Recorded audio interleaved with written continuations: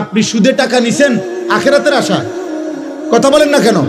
আপনি কিস্তিতে টাকা নিছেন আখিরাতের আশায়? জাহান্নাম থেকে বাঁচার আশায়? দুনিয়ার লোভে।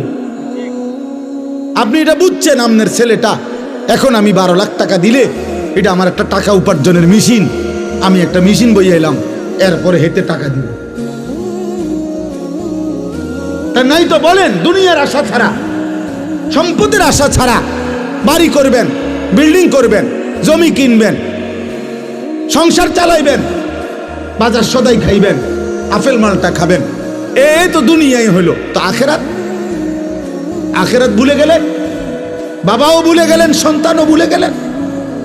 আপনার ছেলে উপার্জন একদিন কর্মে না গেলে আপনার মনে গুসা হয়, কিরে ফুর্তি কি শুরু করলি, কামে যাস না কা।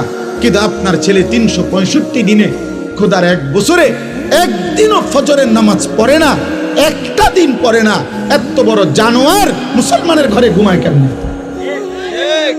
পরে জিজ্ঞাসা করেন না, ওই ছেলেটাকে জিজ্ঞাসা করেন, তুই মানুষ না জানোয়ার?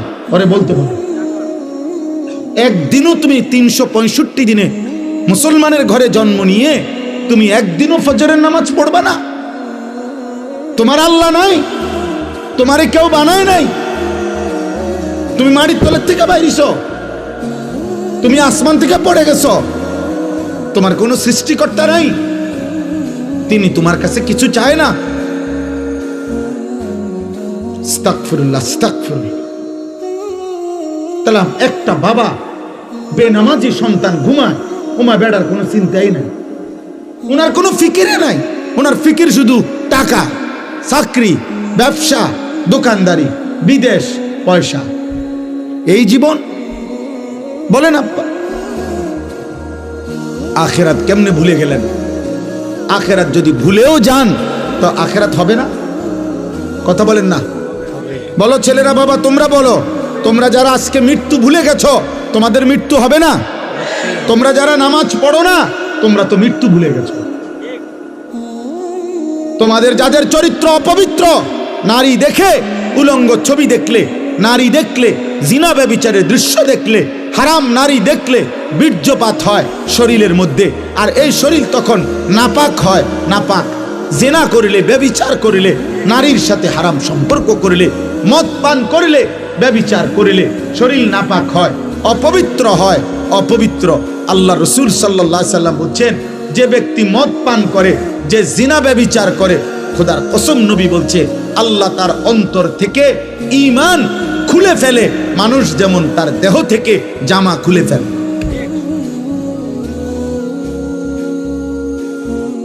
মান জানা ওয়া শারিবাল খামরা নাযা আল্লাহু মিনহুল ঈমান কামা ইয়াখলাউল ইনসানু আল কাবিসা মিন রাসিহি।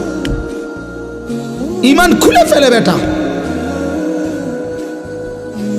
এই অবস্থায় যদি মৃত্যু হয় নাফরমান, মনে রেখো সে মৃত্যু কি মৃত্যু হবে। হাদিসের মধ্যে আছে, হযরত হুযায়ফা রাদিয়াল্লাহু তাআলা আনহু, হুযায়ফা এই সাহাবীকে নবীজি বলছেন যে তুমি যদি ইসলাম মেনে চলার পথে, দ্বীন মানার ক্ষেত্রে, জীবন চলার পথে যদি কখনো এমন হয় যে তোমার সাথে আর কেউ নাই, রাসূলুল্লাহ সাল্লাল্লাহু আলাইহি সাল্লাম বলছেন, প্রয়োজনে একা তোমার মাড়ির দাঁত দিয়ে গাছের গোড়ালি, শিকড় কামড়াইয়া ধরবা, তারপরও দ্বীনের উপরে থাকবে। এই যে আপনি তো একবার এনে উঠাইলেন, কয়বার ছবি উঠানো দরকার আপনার বলেন? আপনি এনে উঠাইছেন না প্রথম, এখন ওটাতে লাগান, স্ট্যান্ডে লাগান, নাহলে আপনি আনেন কোন স্ট্যান্ড, বাঁশ একটা কিনে আনেন ভাই, এটা জরুরি। আমার ডিস্টার্ব হয়, আমার কষ্ট হয়। 100 বার এখনো শোনেন মনোযোগ দিয়ে, বরকত হবে ইনশাআল্লাহ। আল্লাহ আপনার বরকত দান করেন।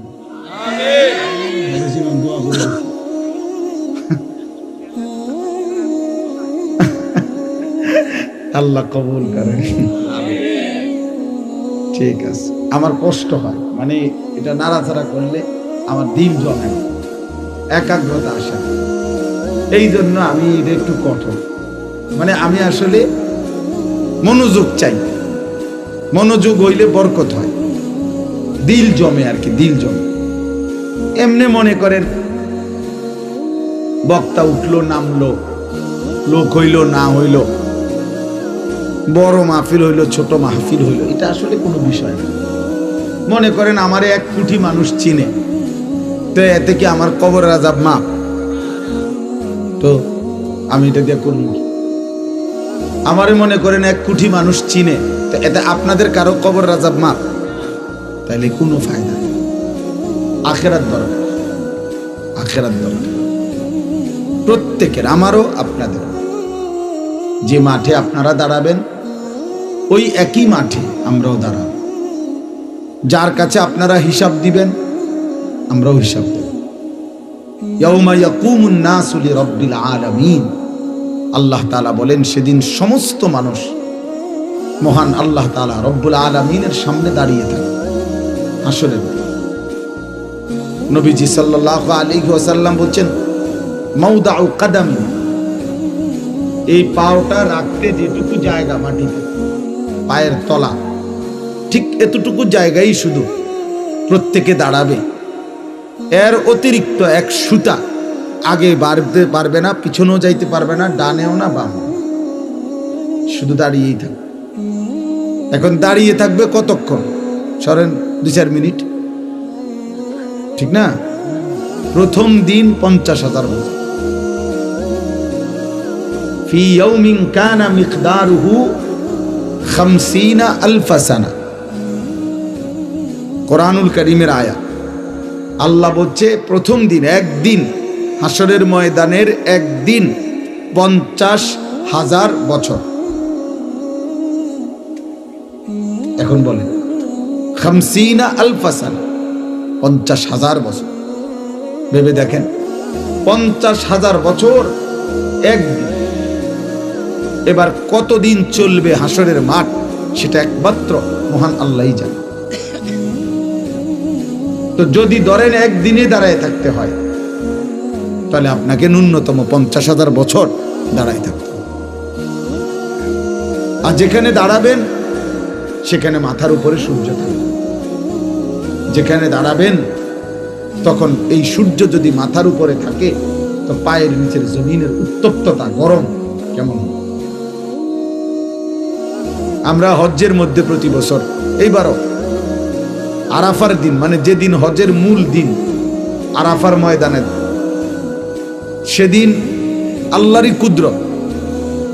আমি সবসময় মনে হয় যেন আরাফার দিন, মানে যেদিন মূল হজ, সেদিন মনে হয় যেন সূর্যের তীব্রতাটা, প্রখরতাটা বেশি, প্রচন্ড সূর্যের তাপ। তো আরাফার দিনে হজ্জের মধ্যে একটা সুন্নত আমল হলো তাবুর বাহিরে খোলা জায়গায় খালি আকাশের নিচে দাঁড়িয়ে কিছুক্ষণ দোয়া করা। নবীজি করতেন, করছেন। এইটা ওলামায়ে কেরাম আমল করে।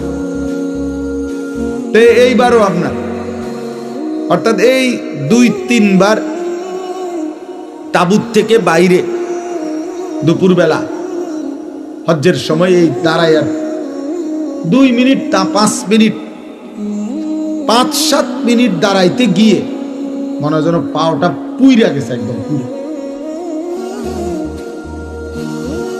একেবারে মনে হয় যেন পাওটা পুড়ে গেছে সোজাকে। আমি যতবারই উমরার সফর থেকে, হজ্জের সফর থেকে ফিরি, মনে হয় যেন পুরাটা চেহারা রৌদ্রে আলগা একটা পাট পড়ে গেছে, কালো। তাইলে এখনকার দুনিয়াতে পৃথিবী থেকে সূর্য কত দূরে, সেই সূর্যের তাপটাই যদি বেশি লাগে, যদি এত তীব্র অবস্থা হয়, তাইলে ভাইয়া মাথার উপরে আসলে পায়ের নিচের জমিনের উত্তপ্ততাটা কেমন হবে? এবং সেখানে যদি এক দাঁড়ানোতে দাঁড়িয়ে থাকতে হয়, কোনো বসার কিংবা আকপিস করার সুযোগ নাই, এবং সেটা যদি হয় ন্যূনতম 50,000 বছর, তাহলে আপনি আমি হালাত কি হবে ভেবে দেখেন। এই জন্য আসলে বাস্তবতা হইল কেউ যদি মনে করে যে আমি আখেরাত বুঝিয়ে না, তাহলে তো কোনো সমস্যা নেই। যেমন যে কোনো মেহনত করে না, তার কোনো ভুলে নেই, তার কোনো সমালোচনাই নেই। কারণ তার সমালোচনা একটাই, সে মেহনত করে না। কিন্তু যে কাজ করে তার অনেক সমালোচনা। তো যে মনে করে আখেরাত আমি বুঝিয়ে না, তার তো কোনো টেনশনই নেই। কিন্তু যে মনে করে আখেরাত হবে, আল্লাহর সামনে যেতে হবে, আল্লাহর মুখোমুখি হইতে হবে, আল্লাহ তাআলার কাছে হিসাব দিতে হবে, আমার জিন্দেগির বুঝ দিতে হবে, খোদার কসম তার চিন্তার কোনো শেষ নেই, তার চিন্তার কোনো শেষ নেই। কোরআনুল কারীমের মধ্যে আল্লাহ তাআলা বলছেন, ওয়াল্লাযীনা ইউতুনা মা আতাউ ওয়া কুলুবুহুম ওয়াজিলাতুন আন্নাহুম ইলা রাব্বিহিম রাজিউন। আল্লাহ বলেন, আমার প্রিয় বান্দা যারা, তারা আমার দেওয়া সমস্ত নিয়ামত, আমি যা দিয়েছি, শরীর, স্বাস্থ্য, জীবন, যৌবন, সুস্থতা, সম্পদ, অর্থবিত্ত, ক্ষমতা, প্রভাব প্রতিপত্তি, স্ত্রী, সন্তান, টাকা পয়সা, ঘর সংসার, সব আমি আল্লাহর পথে ব্যয় করে আমার প্রিয় বান্দা তারা। তবে সমস্ত কিছু, এই কথাটা খেয়াল করেন, সমস্ত কিছু আমার পথে, আমার নির্দেশনা মতে ব্যয় করার পরেও যাদের অন্তর সর্বদা আমি আল্লাহর সামনে আখেরাতে মুখোমুখি হবে, আমার কাছে আখেরাতে ফিরবে, এই ভয়ে কাঁপতে থাকে, তারা আমার প্রিয় বান্দা। নামাজও পড়ে, ভয়েও কাঁপে, রোজাও রাখে, ভয়েও কাঁপে, যাকাতও দেয়, ভয়েও কাঁপে,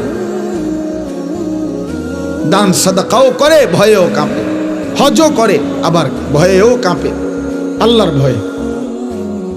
তাহলে এই জন্য বললাম, কোরআনুল কারীমের মধ্যে আছে, ইব্রাহিম আলাইহিস সালাম আল্লাহ তাআলার কাছে বলতেন, রব্বি লা তুখজিনি ইয়াউমা ইউবআসুন। আল্লাহ যেদিন কবর থেকে সকলকে হাসরের ময়দানে উঠাবেন, ওই ময়দানে আমি ইব্রাহিমকে বেইজ্জতি করে দেব। উনি নবী, উনি আল্লাহর খলিল, কিন্তু উনি ভয় করছেন, ভয় করছেন। আমাদের অনেকের কাছে এটা কিছুই না, কিন্তু ইমানদারের কাছে এটা অনেক কিছু। নেককারের কাছে আখিরাত অনেক কিছু, নাফরমান পাপীর কাছে এটা কিছুই না, বেঈমানের কাছে এটা কিছুই না রে আব্বা। ফাসিক ফুজ্জারের কাছে জীবনে যার নামাজ নাই, সেজদা নাই, আল্লাহ নাই, রাসূল নাই, পাক নাফাক নাই, হালাল হারাম নাই। তোমরা যে সমস্ত যুবক মনে করো তোমাদের জীবনে কোনো ওযু, নামাজ, পাক নাফাক, আল্লাহ রসুলের বিধানের কোনো পরোয়া নাই, তোমার কাছে কিছুই মনে না হইতে পারে, কিন্তু আমার কাছে অনেক কিছু মনে হয়, আমার অনেক কিছু মনে হয়। ইমানদারের কাছে অনেক ভয় হয়। আমাদের প্রিয় নবী সাল্লাল্লাহু আলাইহি ওয়াসাল্লাম, আখিরাতে যার আল্লাহ তাআলা অগণিত মর্যাদা, আল্লাহ নিজে যার ঘোষণা দিয়েছেন, নবীজি বলছেন, আল্লাহ আমাকে আখিরাতে দুনিয়ার চাইতেও বেশি সম্মানিত করবেন। ওয়ালাল আখিরাতু খায়রুল লাকা মিনাল উলা। আল্লাহ বলছে, বন্ধু, দুনিয়ার চাইতে আপনার আখিরাত আপনার জন্য খায়ের, অনেক বেশি কল্যাণ হবে। ওয়ালা সাউফা ইউতিকা রাব্বুকা ফাতারদা। আপনাকে আমি আখিরাতে এই পরিমাণ নিয়ামত দেব, পুরস্কার দেব, আপনি সন্তুষ্ট হবেন, আপনি খুশি হয়ে যাবেন। আল্লাহর নবী সাল্লাল্লাহু আলাইহি ওয়াসাল্লাম বলেন, আনা আউয়ালু খাতীবুহুম। আখিরাতে প্রথম আল্লাহর সামনে আমি মুহাম্মদ কথা বলবো। আনা আউয়ালু শাফিঈন। আখিরাতে আমি আল্লাহর সামনে প্রথম সুপারিশ করব। আনা আউয়ালু মুশাফফাইন। আখিরাতে প্রথম আল্লাহ আমার সুপারিশ কবুল করবেন। বিয়াদি লিওয়াউল হামদ। আখিরাতে আমি, আমার হাতে আল্লাহর প্রশংসার পতাকা আমার হাতে থাকবে। জামিউল আম্বিয়া তাহতা লিওয়াই। আখিরাতে সব নবী আমার পতাকার নিচে এসে সমবেত হবে। আল্লাহ রাসূল সাল্লাল্লাহু আলাইহি সাল্লাম বলছেন, আমাকে আল্লাহ তাআলা হাউজে কাউসার দান করবে, আমাকে আল্লাহ তাআলা সর্বপ্রথম জান্নাতে প্রবেশ করার অধিকার আল্লাহ আমাকেই দেবে। এত কিছু যার, সেই নবীজি সাল্লাল্লাহু আলাইহি সাল্লাম আখিরাতের এত সম্মান, এত মর্যাদার কথা শুনবার পরেও তিনি প্রতিদিন 5 ওয়াক্ত নামাজের পরে আল্লাহর কাছে দোয়া করতেন আর বলতেন, আল্লাহুম্মা হাসিবনি হিসাবান ইয়াসীরা, আল্লাহ আপনি আমার হিসাব সহজ করে দিন, আমার আখিরাতের হিসাব সহজ করে দিয়েন। ওনার আবার হিসাব কি? উনি তো মাসুম, উনি তো নিষ্পাপ, উনি তো বেগুনা, ওনার তো জাররা পরিমাণও কোনো গুনাহ নাই, তবুও তিনি ভয় করছেন, তবুও তিনি ভয় করছেন। এই জন্য প্রিয় ভাই, প্রিয় বাবা, আমি এটা বুঝাইতে চাই, মূল বিষয় হলো প্রতিটা মাহফিলকে আমি খুব কদর করি এই জন্য যে এটা শুধুমাত্র আমাকে পরিচিত হওয়া, এটা মাকসাদ না। আমি এই দেবিদ্বারে ইতিপূর্বে বহু এমন মাহফিল করছি, বহু মসজিদেও, যেখানে 20 জন 50 জন মানুষ ছিল, 4 জন মানুষের সামনে আমি ওয়াজ করছি, আমি 10 জন মানুষের সামনে ঘড়ির ঘন্টায় 4 ঘন্টাও বয়ান করছি। তাহলে কাজে এটা কোনো বিষয় না যে ধীরে ধীরে জনপ্রিয়তা বাড়তেছে, অতএব আশা করি এবারে না হোক সামনের বারে ইলেকশন করবো, এটা না, এই মাকসাদ না। এখানে জনপ্রিয়তা কোনো বিষয়ই না, এখানে পদ পদবী সুখ্যাতি কোনো বিষয় না। আখিরাতে আমরা প্রত্যেকেই একা একা একজন একজন আল্লাহ তাআলার সামনে হিসাবের জন্য দাঁড়াইব। ওয়াকিফুহুম ইন্নাহুম মাসউলুন, কোরআনুল কারীমের মধ্যে আছে আল্লাহ তাআলা ফেরেশতাদেরকে হাসরের ময়দানে বলবেন, আমার একজন একজন বান্দা আমার সামনে এনে দাঁড় করাও, আমি আল্লাহ আমি নিজেই জিজ্ঞেস করব। আজ আমি জিজ্ঞেস করব, আমার বান্দা বলো, আমার এক এক লোকমা খাবারের হিসাব দাও, আমার এক এক ঢোক পানির হিসাব দাও বান্দা, আমার প্রতিটা নিঃশ্বাসের হিসাব দাও, আমার দেওয়া হায়াতের সেকেন্ড সেকেন্ড বান্দা হিসাব দাও। একটা 24 ঘন্টা কেমনে পার করলা বান্দা, একবারও এক ওয়াক্ত নামাজ পড়লা না, একটা সেজদাও দিলা না, 24 ঘন্টা 12 ঘন্টা তোমার জীবন থেকে চলে গেল, তুমি নাফরমান, একটা বার তোমার জবান দিয়া আমি আল্লাহর নামটুকুও বের হইল না। মুসলমানের ঘরে এত বড় নিকৃষ্ট ডাকাত কেমনে হইল? মুসলমানের ঘরে এত বড় বেয়াদব কেমনে হইলা যে এক ওয়াক্ত নামাজ পড়ো না? মুসলমান পরিচয় দাও কোন লজ্জা?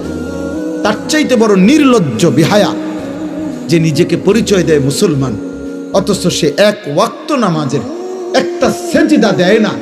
এর চাইতে নিকৃষ্ট বেয়াদব আসমানের নিচে জমিনের উপরে কোনো জানোয়ারও নাই,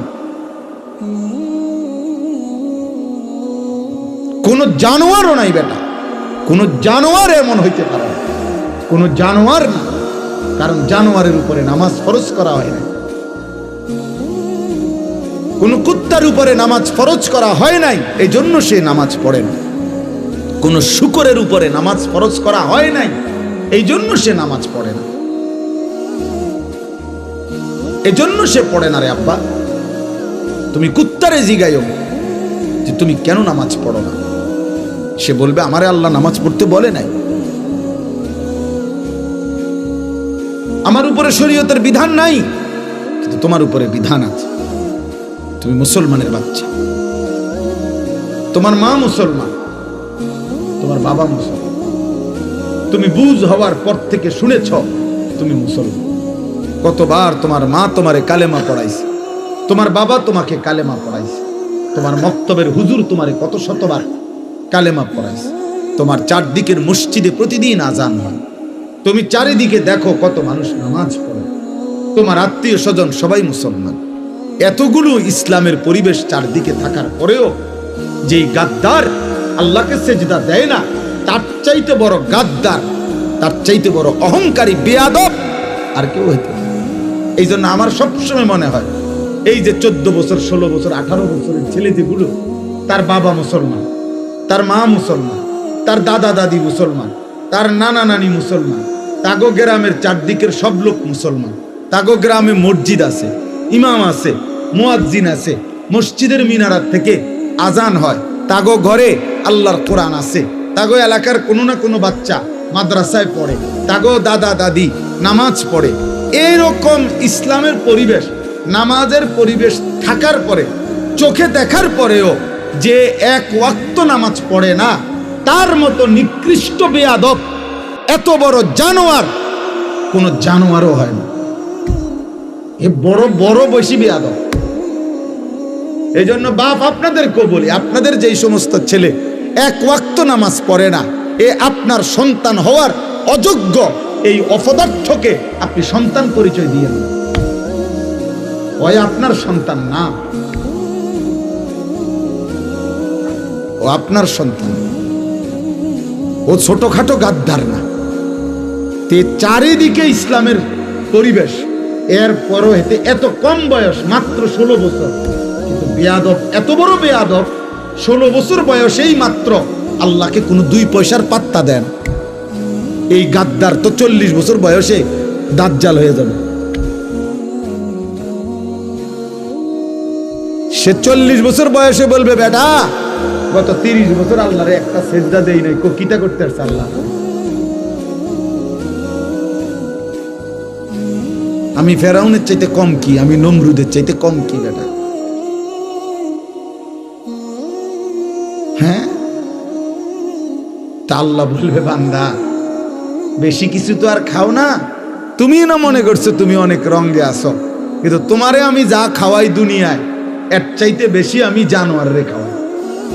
আমার বাঘ, আমার সিংহ, আমার গরু ছাগল, আমার কুকুর বিড়াল তোমার চাইতে বেশি খায়। জঙ্গলের প্রাণীরা বেশি খায়, সাগরের প্রাণীগুলো বেশি খায়, এবং আমাদের চাইতে ফ্রেশ পিওর খাবার জঙ্গলের প্রাণী খায়। কোনো বাঘের খাবারে কোনো ফরমালিন নাই, কোনো সিংহের খাবারে কোনো ফরমালিন নাই, কোনো ভাল্লুকের খাবারে কোনো ফরমালিন নাই, কোনো ভেজাল নাই, পিওর খাবার, পিওর গোশত খায়।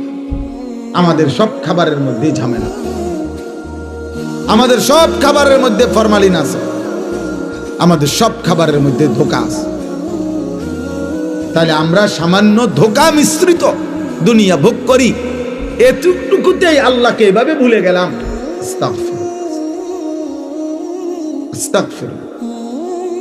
এই জন্য বাবা, প্রতিটা মাহফিলের মাকসাদ আমি বুঝি এটা আখিরাত।